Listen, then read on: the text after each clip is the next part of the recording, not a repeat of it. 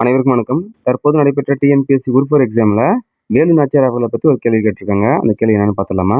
கீழ்கண்ட கூற்றுகளில் வேலு நாச்சியார் பற்றி எவை சரியானவை? கூற்று 1, வேலு நாச்சியார் சிவகங்கை அரசரான செல்லமுத்து சேதுபதியின் மகள் ஆவார். கூற்று 2, வேலு நாச்சியாரின் கணவர் நவாபின் படைகளால் கொல்லப்பட்டதால் ஆங்கிலேயரை தாக்கும் நோக்கத்துடன் கோபால் நாயக்கர், ஹைதர் அலி ஆகியோருடன் கூட்டணி அமைத்தார். கூற்று 3, வேலு நாச்சியார் நோயுற்று 1790 இறந்தார். சரியான விடையை பார்க்கறதுக்கு முன்னாடி வேலு நாச்சியார் அவர்களுடைய குறிப்பை கொஞ்சம் பார்த்துடலாம்.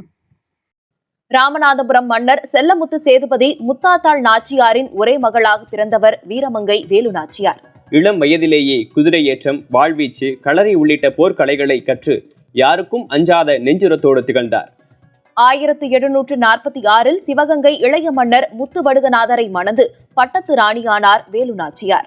1772 ஆண்டு காளையார் கோவிலில் ஆங்கில படைத்தளபதிகள் ஸ்மித், பாஞ்சோர் ஆகியோரால் கணவர் முத்து கொல்லப்பட்டதை அடுத்து ஆங்கிலேய ஆதிக்கத்தை முடிவுக்கு கொண்டுவர வேலு நாச்சியார் சூளுரைத்தார்.